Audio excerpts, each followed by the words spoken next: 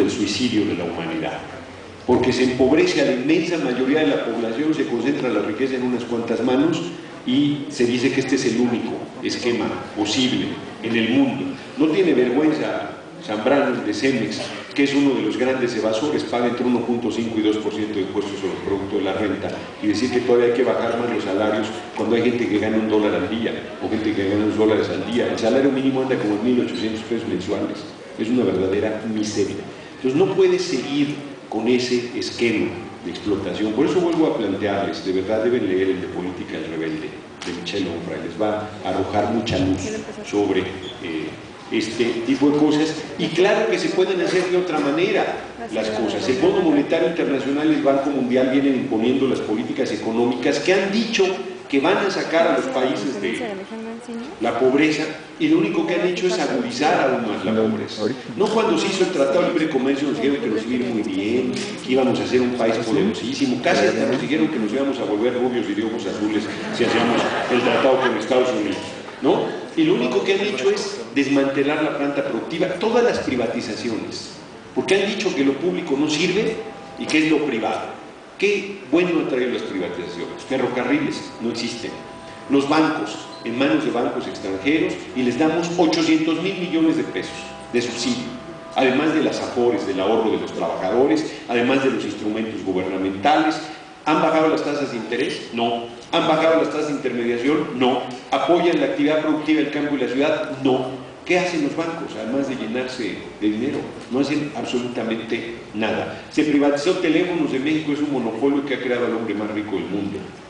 ¿Qué beneficio ha traído para la población del país? Ninguno. ¿Qué proceso de privatización ha sido positivo? Ni uno solo.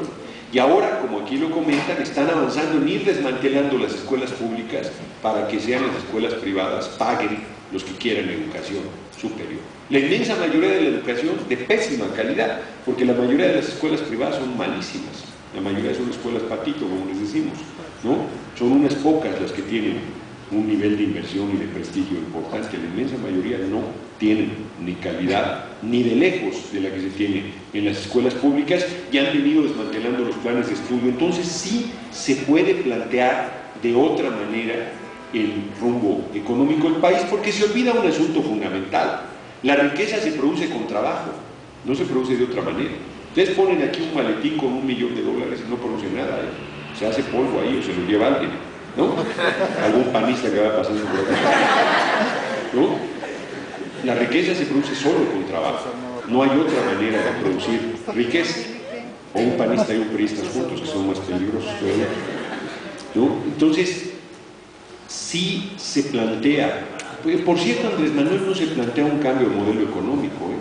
Si ustedes ven los 50 puntos, los pueden ver en la página Morena. Es un planteamiento muy suave, yo diría.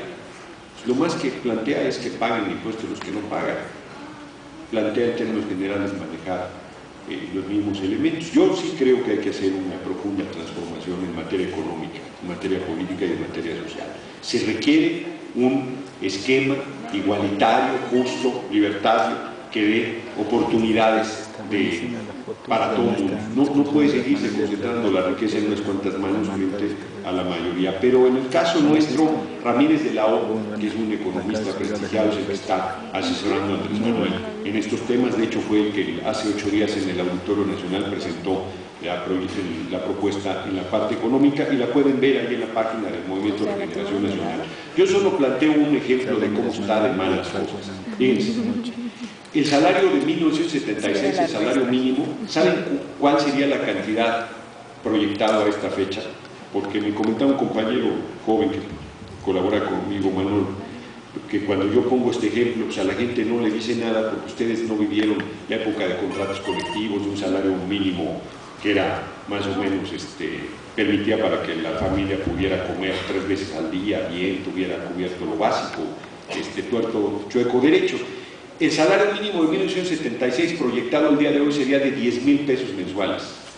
O sea, el salario mínimo que debería haber en el país es de 10,000 pesos mensuales.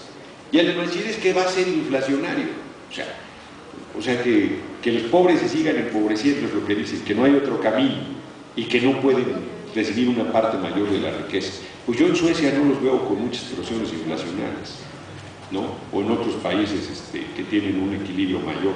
Aquí tenemos diferencias de hasta más de 100 veces en un solo lugar entre el sueldo más modesto. Yo no sé cuánto gane la directora del Instituto Politécnico Nacional, pero sé que los de limpieza que andan ahí outsourcing no deben ganar más de 2,000 pesos mensuales.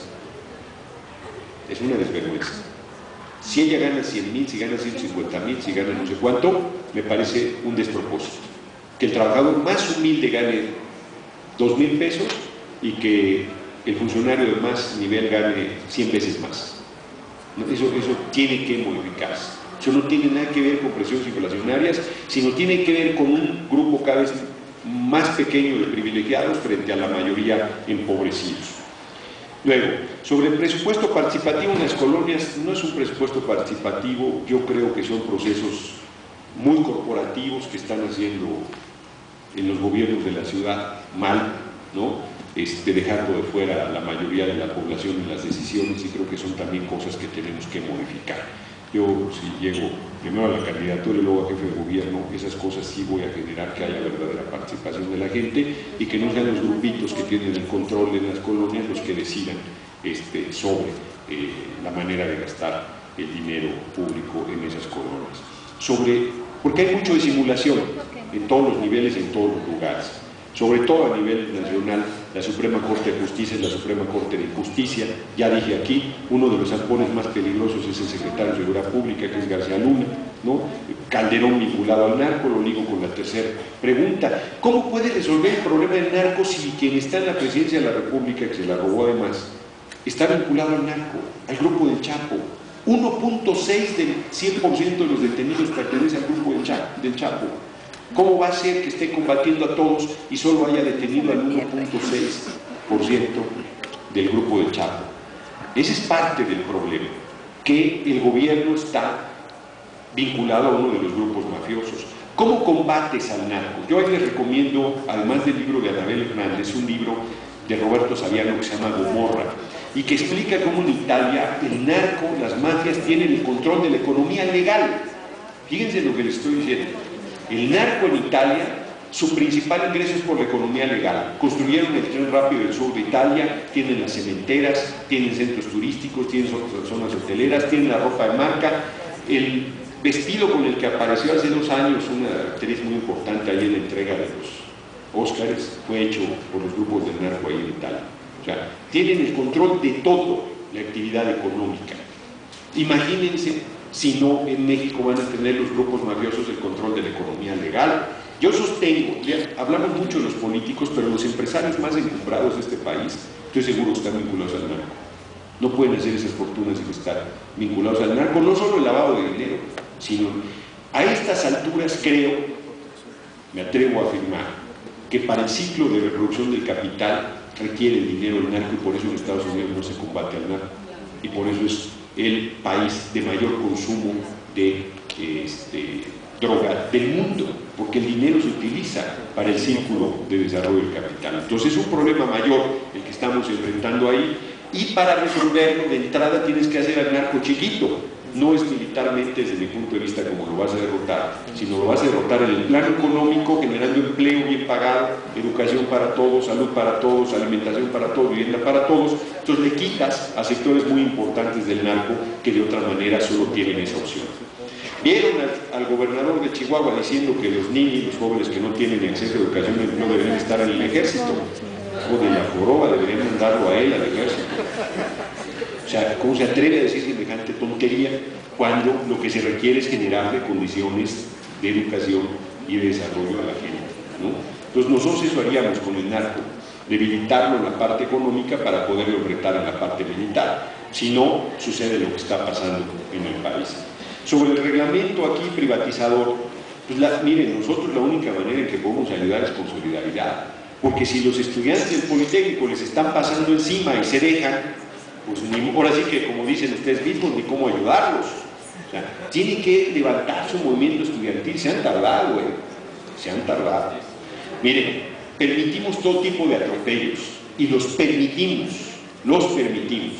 Yo les digo, no, sé que no me lo van a creer algunos, pero yo, por ejemplo, en los retenes militares no me he dejado revisar nunca. Yo no nací diputado, ni me moriré